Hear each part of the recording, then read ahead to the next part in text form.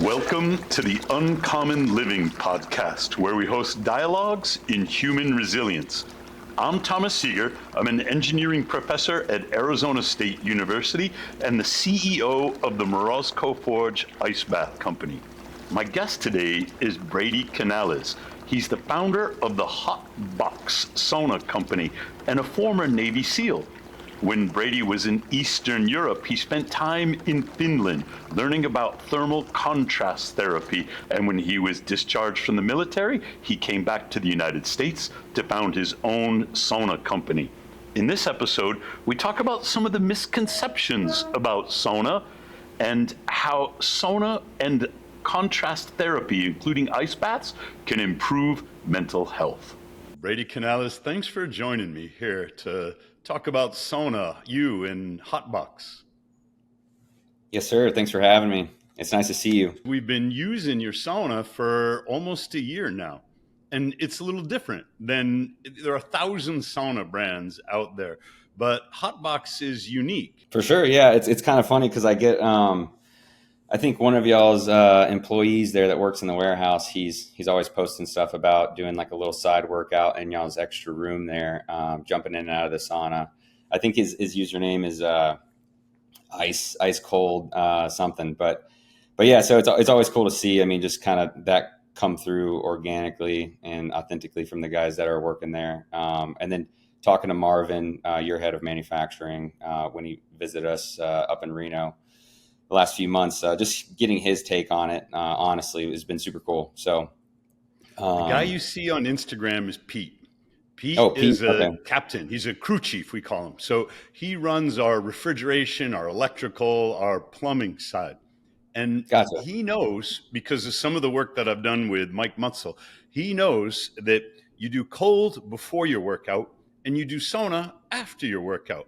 So Pete's been posting these videos of him getting in the Morozko, doing the pre-cooling, then a kettlebell or some squats or some exercise, rewarms his body. Then he gets in the sauna to recover from the workout. Almost nobody is doing this order, but there's some good science on pre-cooling. Craig Heller at Stanford has taught us about how pre-cooling will keep the muscles cool, prevent the mitochondria from overheating, boost your peak muscle power output, extend your endurance. So pre-cooling is great. Then you do your exercise. There's some good science on sauna for recovery from exercise. Sauna after a workout is way better than doing cold plunge or ice bath after a workout.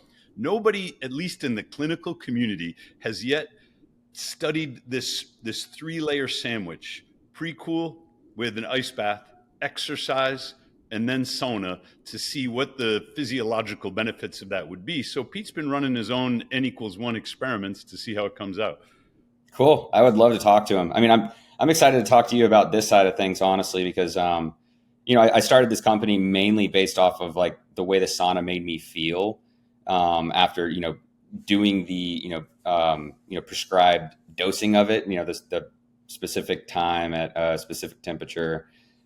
That's really what made me passionate about it. But then obviously I feel like the educational side is becoming more and more common knowledge. Like people know the statistics, the mortality rates, the decrease in all things that kill you pretty much. And then also the performance enhancing side of things. But it's really cool to see like specific levels of testing. Like I'm always like listening to Andrew Huberman or Dr. Rhonda Patrick on certain like growth hormone protocols and stuff like that. But mainly I started the Hot Box because of the way it made me feel. Like once I first started using the sauna, I was hooked with how, mentally, physically, it made me recover faster. It made me mentally more stable, my mood more stable. And so, I was always looking for a sauna after, using it for, longer periods of time at higher heat. And so where was your first sauna experience?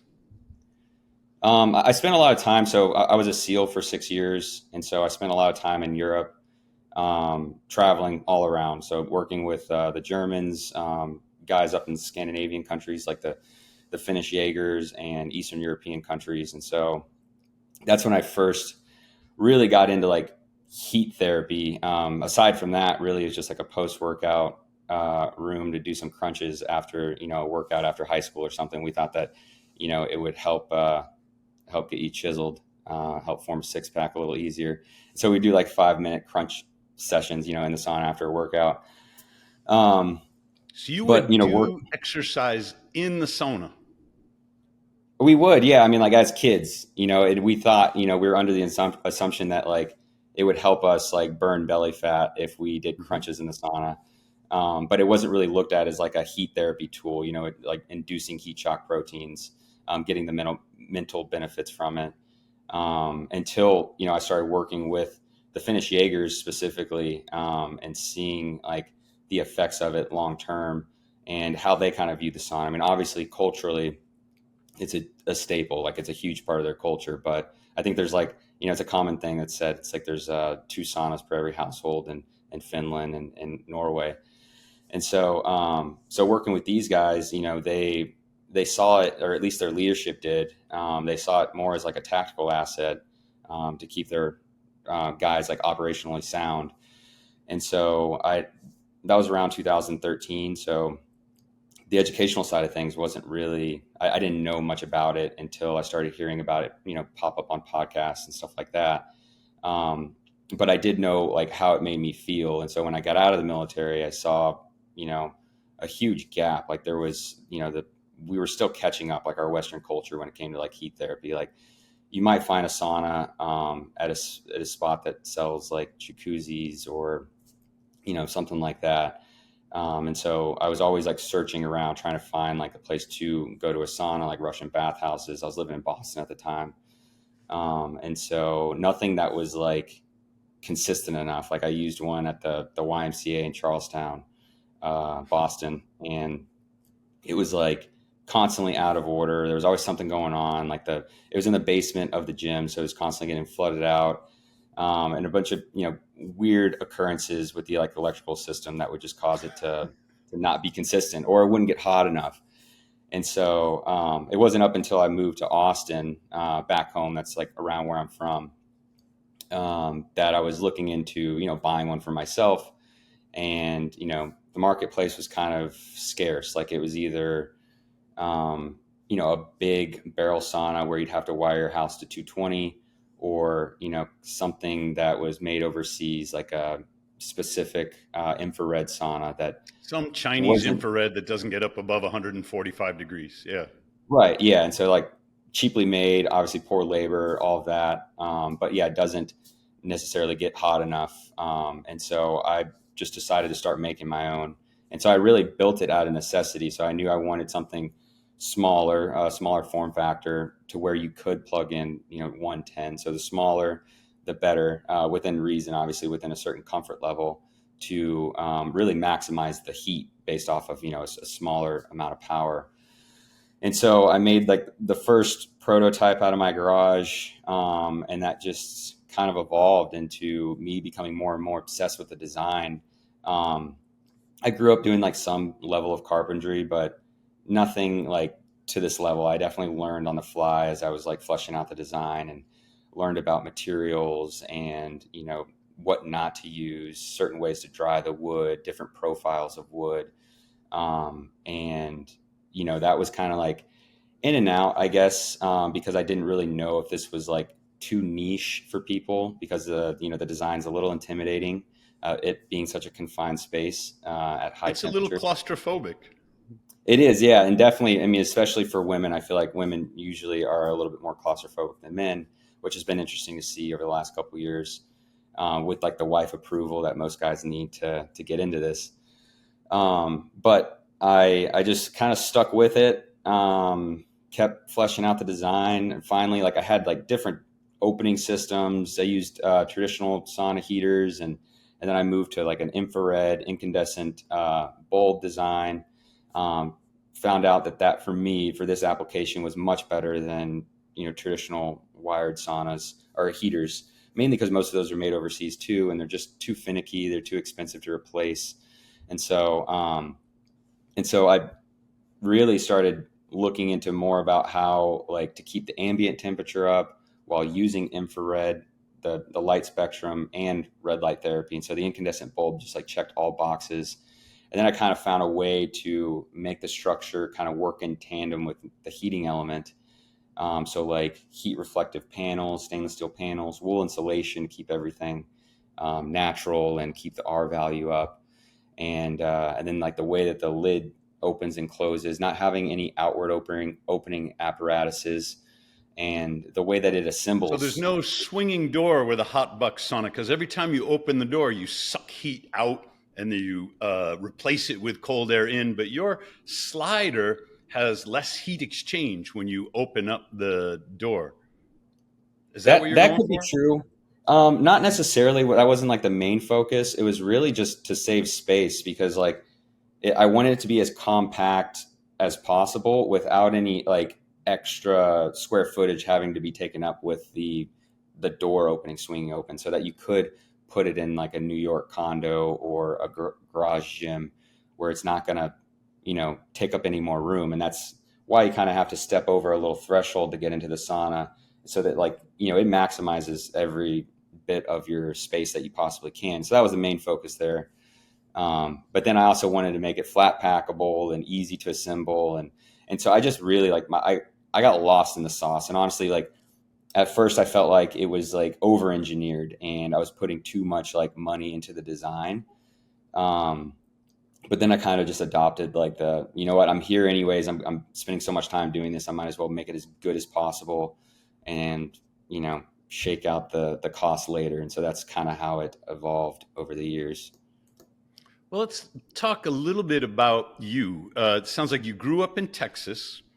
You did your BUDS training.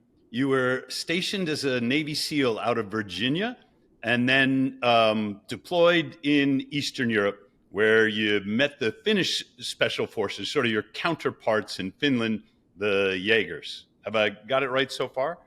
Yes, sir. Yeah, we did a lot of like group training exercises, like big group training exercises where we got to just meet all kinds of people throughout Europe. But mainly, the Finnish Jaegers is who I worked with all across Europe.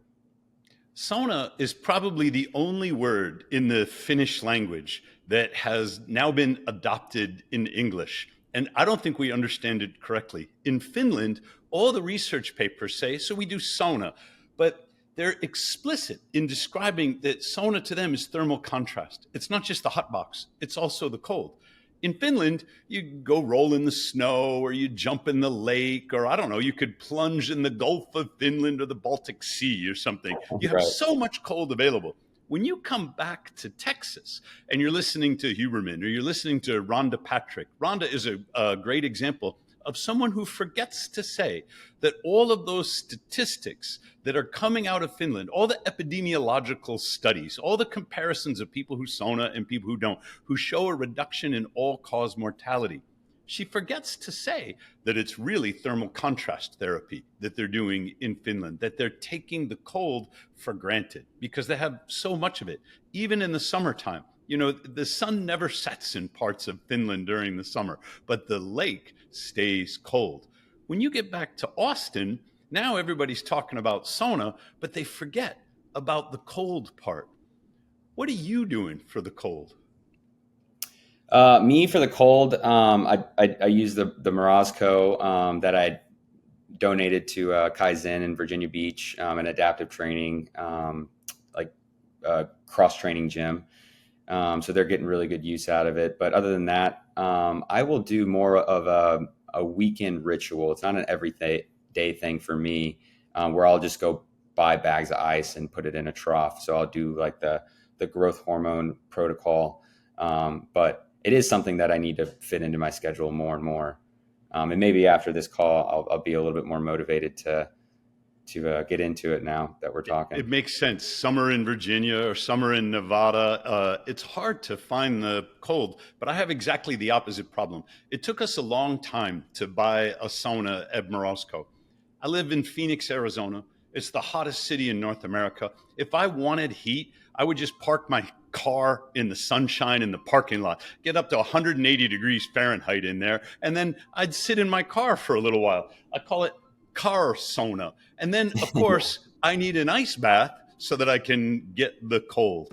So in Phoenix, I can take the heat for granted, but I can't take the cold. I need that ice bath. In Finland, they can take the cold for granted, but they can't take the heat. They need that sauna. When you moved back to Texas, I think you told me you had a job working for Joe Rogan on his security team. Yeah, I did. And it's kind of ironic that you brought that up because that's when I first started hearing about Morozko. And you guys actually sponsored one of my buddies that I was in buds with, and he was diagnosed with MS. And so I kind of got two streams of like I just kept hearing your name pop up. I remember Joe getting one. The guys were talking about this high performing ice barrel that he would use that would create its own ice. It was like super cold, more so than like the whirlpools that we would use in football after practice or whatever for rehab. And so that kind of started circulating right around the time where I was building this prototype in my garage in Austin, driving guests back and forth from the studio for Joe, and just having like this health and wellness kind of like refresh of like socializing with people in and out of like driving them to the studio, and then hearing the guys like just getting back into more like intense workouts and recovery and like the health and wellness space.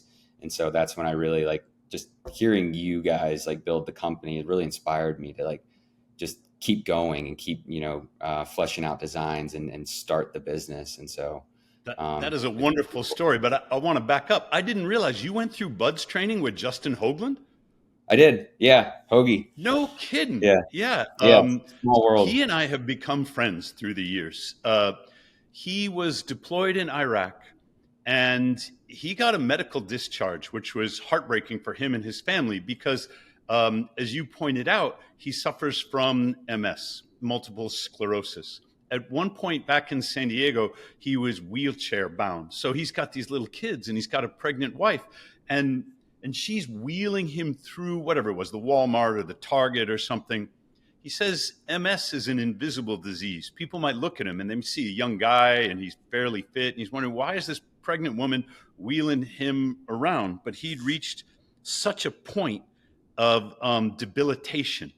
And there was nothing that the doctors, at this point, he's still active duty, although obviously he can't perform any of those duties, but there was nothing that the doctors at the Navy could do for him. He's getting what amounts to a chemotherapy, and it isn't helping. He starts Googling around online, and he found out that cold therapy has been helpful to people with MS. He bought a broken freezer, he fixed it by replacing a relay, and he started getting in. That meant he could walk again. That meant he could work out again. Then he contacted me and said, I think if we work together, we could write a grant to the Navy SEAL Foundation and maybe get me a Morozko. So we did. He's been a terrific customer ever since. I had to write a couple of articles. I had to understand better the science of what was going on. It turns out there are 17 FDA approved drugs for multiple sclerosis.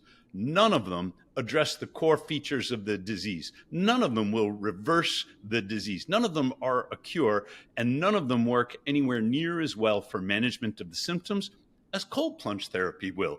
So now Justin is out there. He's running his 5Ks. He's posting workout videos from his garage. It's been an incredible transformation because he's using the cold plunge. I went out to visit him in Texas. It's getting to be kind of a long story, but I introduced him to Kirk Parsley, whom you might know. He was living in Austin at the time. And Kirk, also a former Navy SEAL and a physician to the Navy SEALs, said, Justin might have two problems. MS, yes, but he also might have traumatic brain injury. Because when Justin told him about some of the incidents during his deployment in Iraq, it was clear that he was subjected to powerful concussion waves. Percussion waves. So these are blast waves. And rather than being, knocked on the head with a hammer or something, what people ordinarily would think of as like a football concussion, these percussion waves, they move for the brain, they rip sections apart without showing up as an acute injury to just one section. What we realized was that the cold helps protect and recover from traumatic brain injury as well. Justin didn't know. When he was diagnosed with MS, that masked the fact that he was also trying to recover from traumatic brain injury. He never really got that diagnosis until he sat down and talked with Kirk about it. And he was already doing one of the super important things, which is get yourself into the ice bath, boost your FGF21, boost your brain-derived neuroprotective factor, help restructure, recreate the neurons.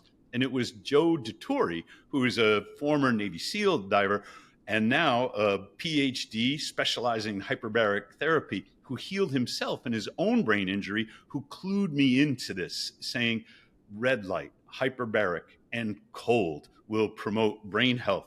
I had no idea that you and Justin, go way back before his injury, go way back before his diagnosis. And that goes to show what a small world it is. Yeah, it is small. Yeah, I think we met when we were 18, 19. He was a young guy, like I was, just, joining the Navy.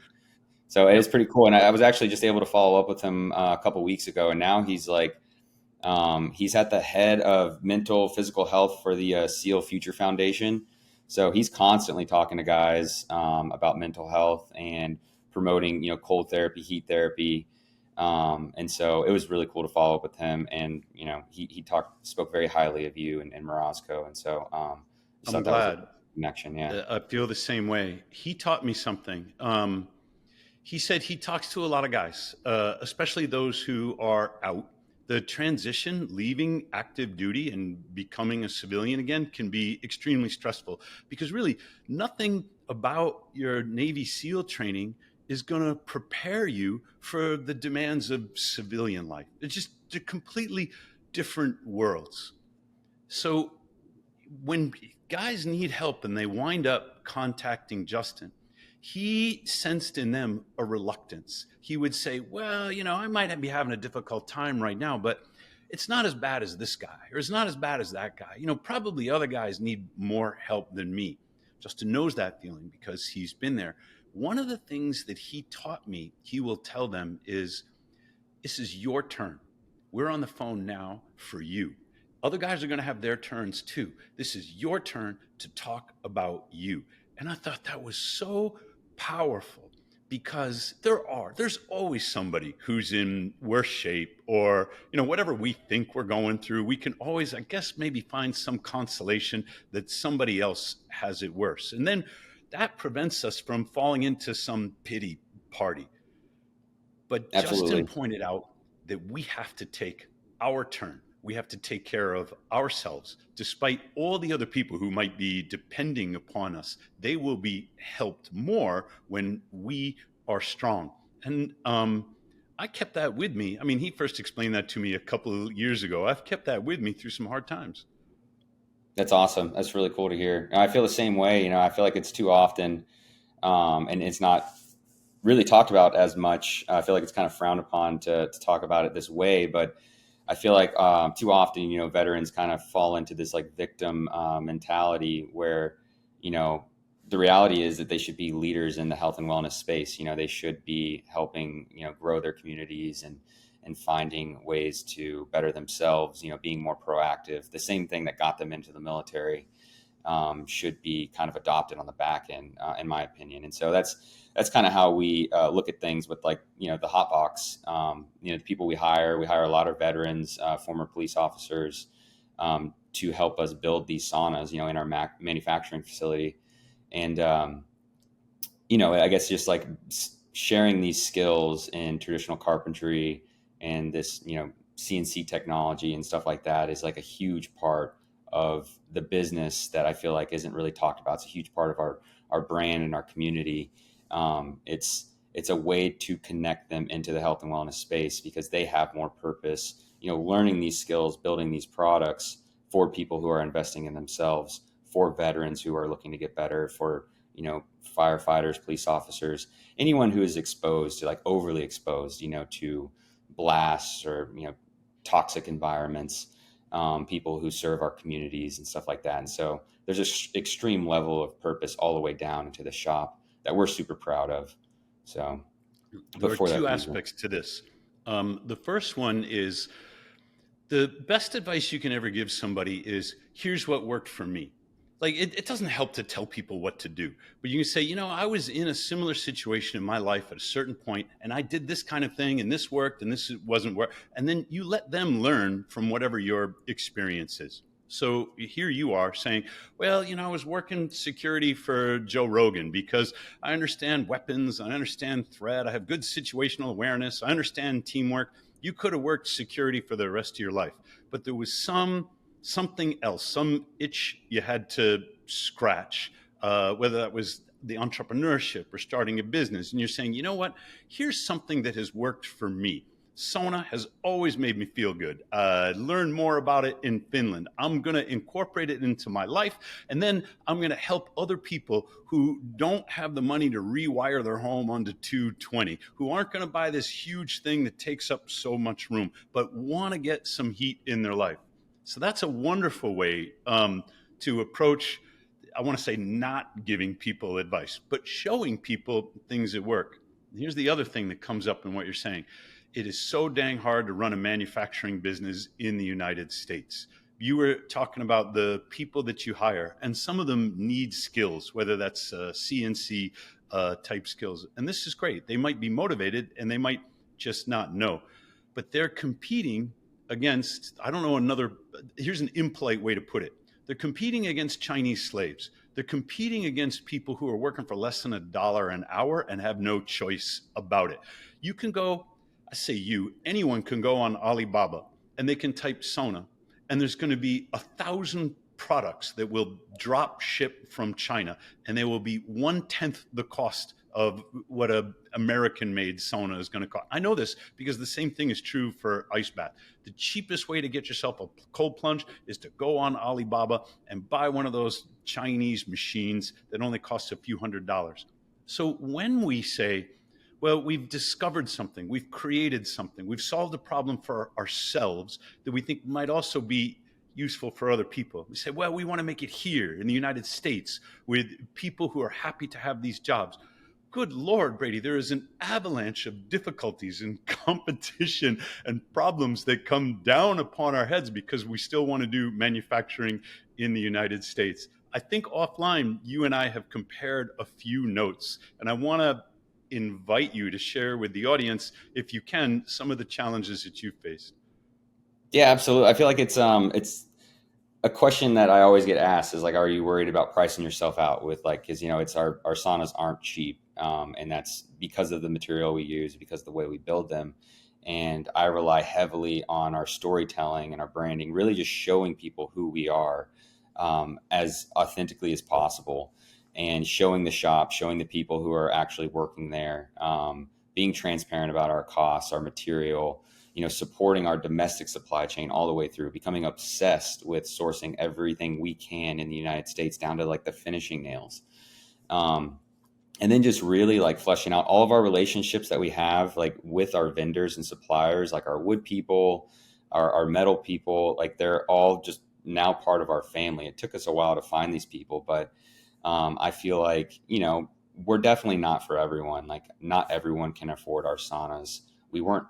Our goal wasn't to make the most affordable, cheapest sauna on the market. And to your point, you can scroll through Alibaba and find something that might work for you. And we actually encourage people to build their own saunas, their own cockpit style sauna, from materials that you could find from Home Depot. That's how I started building the hot boxes. And so we're always encouraging people to go that route.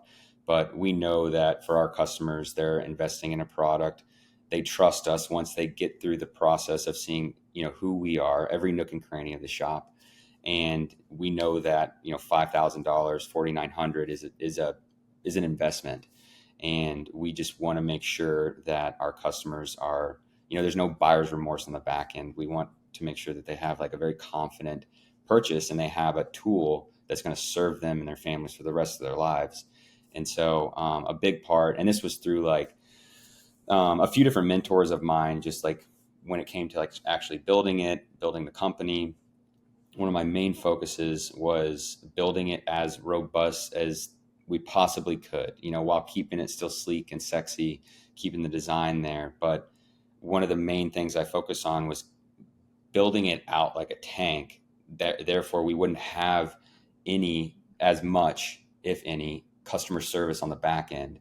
And so that was like the main focus there, is that we wanted it to be solid. That way we could front load all of our efforts and not have, be stretched too thin. Now we're running a customer service company and a marketing company and a manufacturing company. It's just a manufacturing, marketing, sales company. And so that was one of the main focuses there, and it's definitely paid off. But we've created some competition for ourselves with certain companies that are replicating our design, and so there is a question on whether or not we are going to price ourselves out. But we just believe in our community, staying true to who we are, prioritizing our customers, and just continue to build this like kind of a slow, authentic company. We build them in batches. We're really focused on quality, and we know that when our customers show up, they're fully committed into us and who we are and everything that we stand for. So it's more than just a purchase for them, for our customers, for the most part. It's not an impulse buy. Some people say, why should I pay more for Morozko if I could get a competing product for thousands of dollars less? And it is thousands of dollars. What I tell them is the most important thing is that you feel 100% comfortable with the people from whom you're buying. And they realize that when they click on an ad that says, it's the ultimate innovation in technology for ice bath machine innovation, ultimate revolution, and it's $1,500 off, they're attracted to the price, but they know that the ad is full of crap. They know that the business model in that ad is to try and fool customers into purchasing the ad or in purchasing the product without looking at the warranty or the terms of service or anything like that. We take a very similar approach to you. Ours is built like a tank. And some people object to that aesthetic, the thick wood frame, the fact that it weighs 350 pounds. When we built it, we wanted you to, be able to accidentally drop a kettlebell on it or accidentally hit it with a steel mace or something. And it doesn't matter. It'll take a dent and you're not worried about it because it's tough.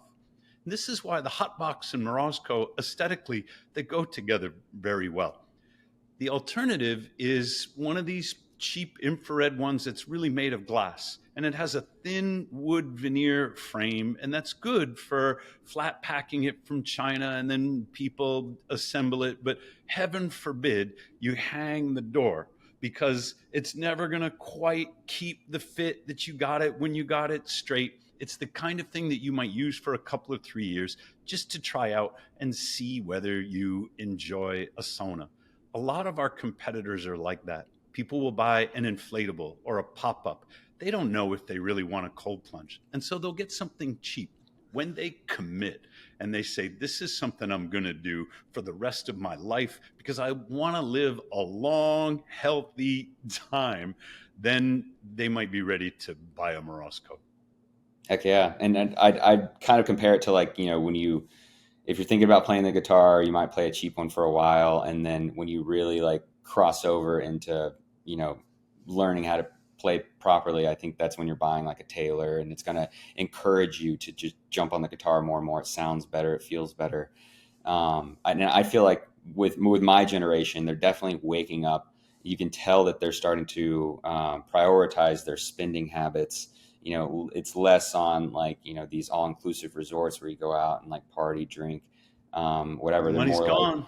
Yep. Yeah, the money's gone, and really, you feel like shit for it. And more so now, I feel like my generation is prioritizing certain tools to build out their I call them COVID compounds or wellness compounds. You need these specific tools, and then they end up paying for themselves tenfold with how your mood is affected by it, how much better you're able to perform in what you're doing, better, leader of your family unit or your community because of these tools. And so that's really cool to see. So it's not just the I knew a mom who she was trying to explain why she cold plunged. And she's got 4 daughters. And she wrote out a little essay to herself. And then eventually we put it up on Instagram. She said, look, I'm not a model. I'm not an elite athlete. I'm not trying to recover from my ultra tri marathon training or whatever it was. I'm not trying to, suck people into my Instagram account to follow me and then sell them stuff like that. She goes, I cold plunge because the woman who gets out of the cold plunge is better than the woman who got in. And she wants to be an example to her daughters, to show her daughters that she can do hard things and so can they. The boost that you get in confidence, in what I call resilience, in productivity from doing these difficult things every morning. Joe says, no negotiation, just get into the cold plunge. You do the difficult thing. And when you come out of that hard thing, nothing bothers you anymore. And so this is part of it is your turn. It is your turn to take care of yourself. You are going to face your challenges right here in your moment so you can be stronger for all the other people who are depending upon you. Heck yeah. And it's funny you mentioned that because like in the beginning when I was building the Hot Box, I was so obsessed with the design and the performance, like what it is. And I kind of lost track of what it does. And I wasn't really expecting, or I was kind of sleeping on the fact that like it was building a community. I wasn't as focused on like the brand and our community in the beginning, more so about how do we streamline manufacturing? How do we make sure the workflow is perfect and the product is, the best product we could possibly launch. And now it's like a whole new level of purpose for me, seeing the feedback from our community. Like there's so many of our customers that give us the feedback of like, they're either putting something in remission or it's changed their life within the first session. It's like that we always hear like a commentary or a testimonial after like the first night of sleep, and or just like unconventional ways to treat people who are getting chemo treatment, battling cancer. My mother being one of them, like she was diagnosed with ovarian cancer. My brother moved in with her as she was going through her chemo treatment, built her a hot box, like one of the first 5 off the line. And my brother stuck her in the sauna every single day. It was like the only way for her to find like relief in the symptoms.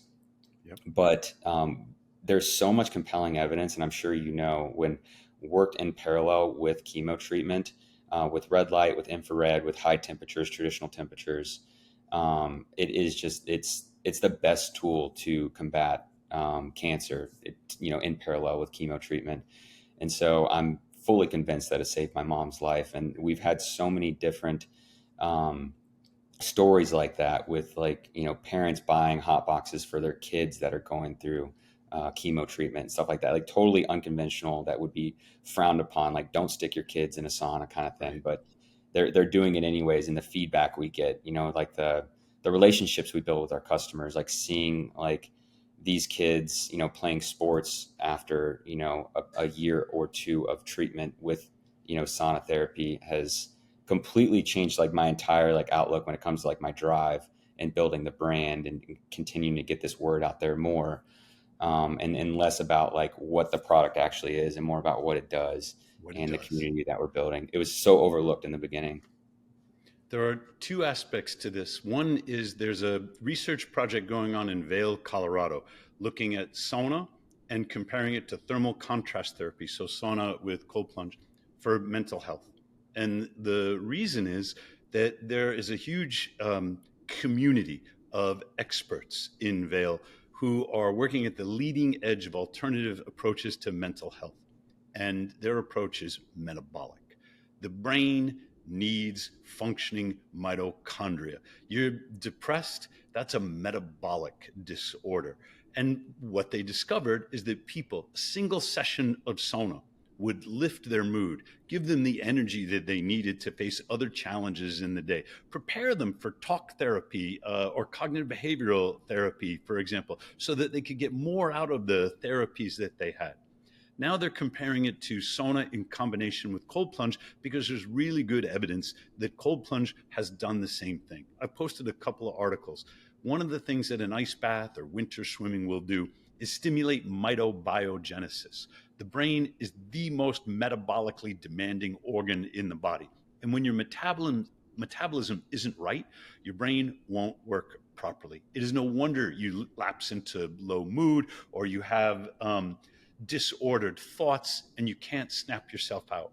The cold fixes that, not just with the dopamine or the noradrenaline or the other neurotransmitters, but by fixing the metabolism. So sauna and cold together may be more effective than either one of them alone, but there's good clinical and case study evidence that say they are both really good for mental health, because mental health has a strong metabolic component. Guess what else has a metabolic component?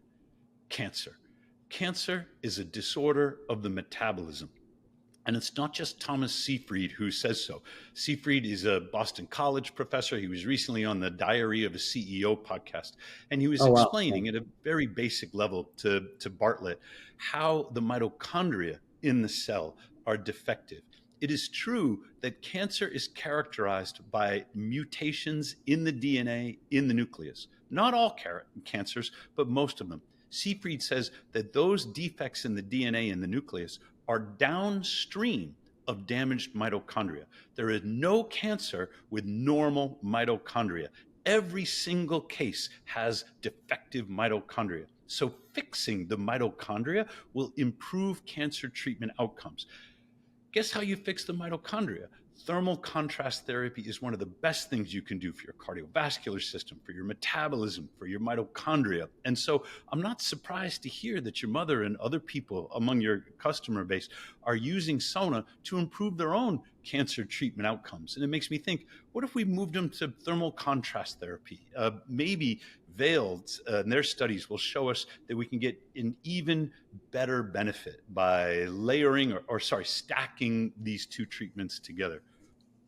Absolutely. Yeah. And I can obviously just speak on like how it makes me feel. And this is why I was so excited to have this with you, is because you're so well educated on everything. And the way that you explain it is very digestible for people like myself. So I really appreciate that. But like, just speaking on like how it makes me feel doing contrast therapy. I used to do it more so now than I did it more before than I do now. But the way that it makes me feel is unlike any supplement or night sleep or any other vitamin that I'm taking. It's a huge way to gain like mental clarity and in a quick like hour session, whether it's like 30 minutes in the sauna on and off, maybe 2-3 minutes in the cold plunge and then back in the sauna. There has been nothing that can even hold a flame to like the feeling that you get from contrast therapy. And so, I fully believe in it. Agreed. Although it would be unfair if we didn't admit that there's some pretty miserable moments along the way. When someone first gets into an ice bath, nobody is having fun. Those first 15 seconds are awful. And then, another 15 or 30 seconds go by. And my experience is like, what was I even worried about? I take control of my breathing. The dive reflex kicks in. I wind up relaxing and say, why do I do this to myself every time? I think it's going to be terrible. And I get so anxious. And then I'm like, I could stay in here for 5-10 minutes if I wanted to. I just do 2 to 4 minutes. You can play a song on your phone or something. And when your pop song is over, it's time to come out. The feeling for me is when I'm finished. And then I feel like Superman. Sauna has a similar effect on me. I get in there, but it's opposite. At first, I'm like, this is no problem. I could stay in here for an hour. No big, I'm going to bring a book, And then it creeps up on me. And then I start to sweat. And then I start to feel miserable. And I say, hang on a second. I'm not running out of here right away. I'm going to see if I can stay for another 2 to 4 minutes. Past that point where I'm so uncomfortable, I think I should leave. It's emotionally, like the trajectory of the cold bath is it starts terrible and it gets better. The trajectory of the sauna for me is it starts great and then it gets worse and worse. Do you have an experience like that? Oh yeah, it's funny that you bring it up because I just spoke with one of my buddies who has been using the Hot Box for a while, and he goes, they have a traditional sauna at their command, and so he will go and use that, with the guys. It's more of a social setting, and I guess it just doesn't get as hot. Like it's not as intense for him. And he was talking about like and this is obviously like just a way of self-measuring, like whether or not like the sauna, the heat therapy is effective, is like when it gets to the point, like you mentioned, of like self-talk, where you're climbing up, your core temperature is rising, without like measuring anything or knowing exactly how hot you are, is like, 3 to 5 minutes past that self-talk moment where you're at the mental screaming point. That's what he was talking about. For me, we were just kind of chatting it up, but he was saying that like the big traditional sauna that they have at their command doesn't get him to the self-talk mode. He just does a 30-minute session, feels good afterwards. But that's how he compared it to the hot box, where it's like, the hot box is so intense, it gets you to the mental screaming point a little bit sooner, and afterwards you feel like it's, a lot more effective. That was kind of like the main focus there with the performance. But yeah, I love that, the comparison of ice and heat. They're totally opposite.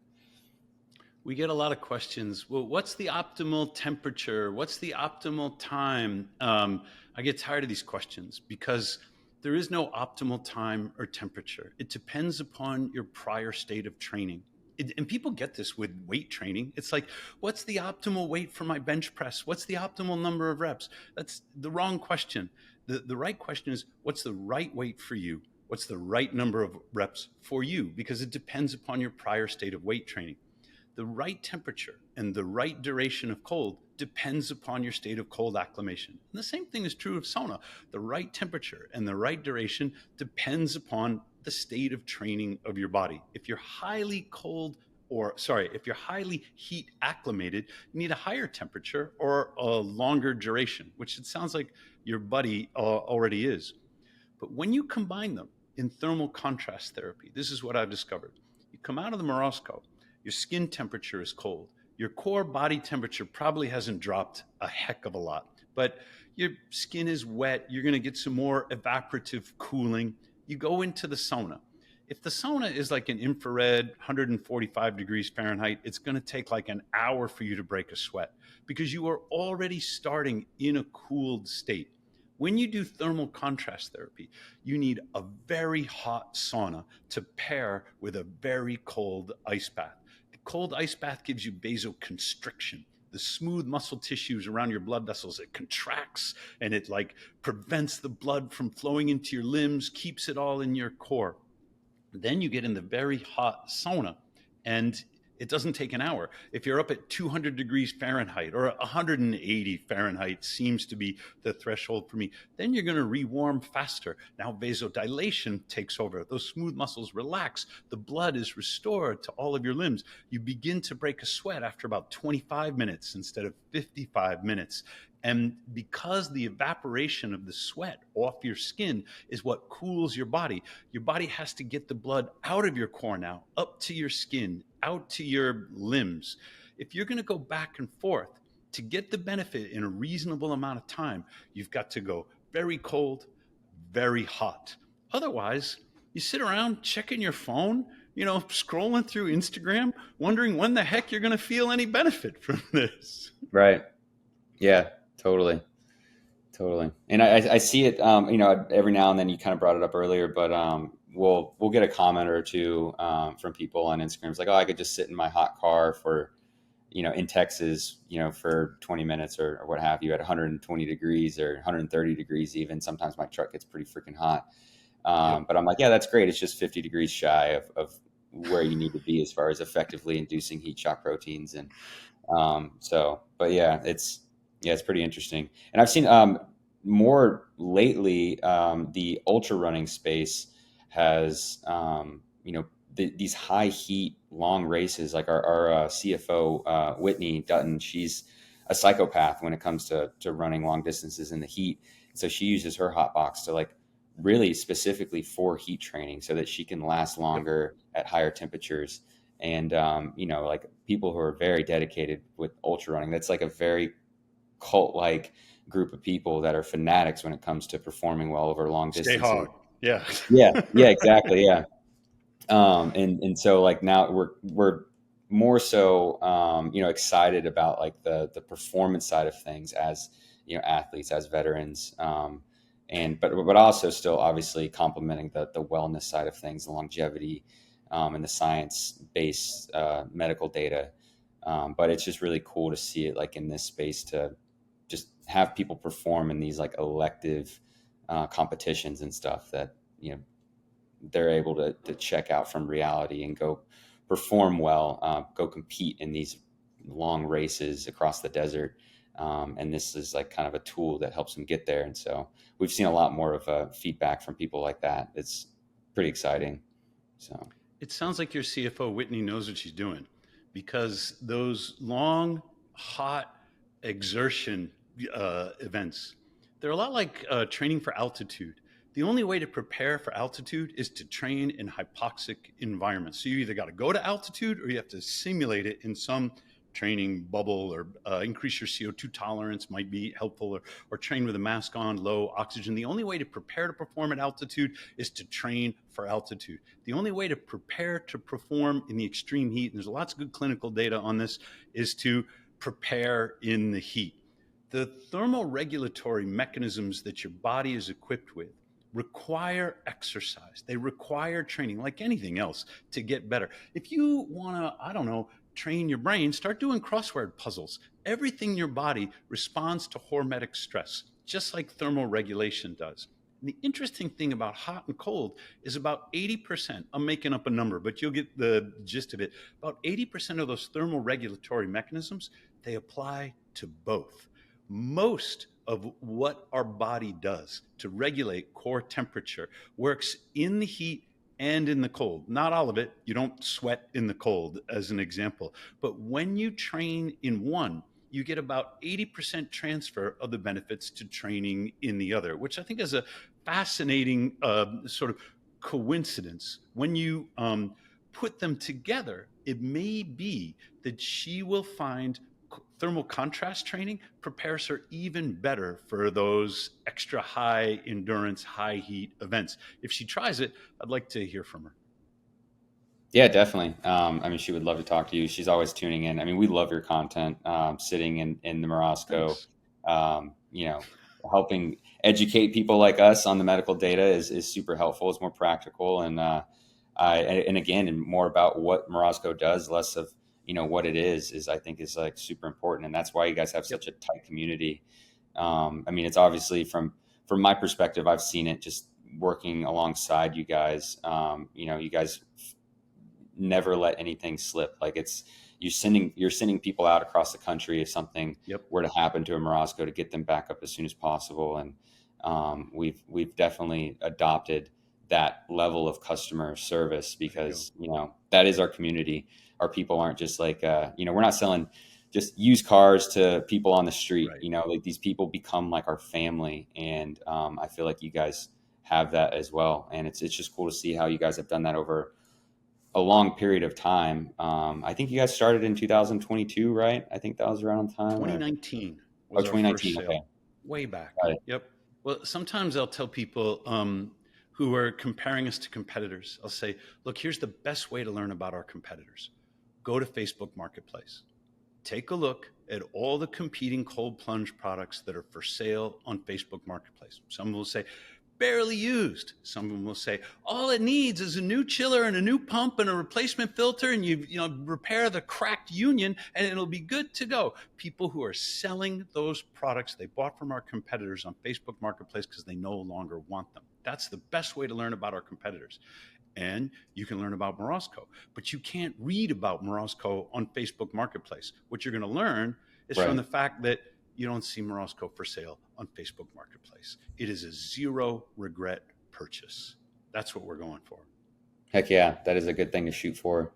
Yeah, I think it's super important. And then just like that makes it more accessible. Like it gets people using it more. Like if it's reliable, they're going to use it more. It's going to become, a concrete factor in their habits, Right. because it's so reliable. And that's really what we were going for as well. Like we wanted it to be very accessible, so that you hit it 4 to 7 times a week to receive the medical data. Because a lot of people, I feel like it's so trendy to look at the medical data on paper, buy a sauna, and then eventually fall out of the routine because it's not getting hot enough, or it takes too much to power it, or the thing starts falling apart and you're less likely to use it.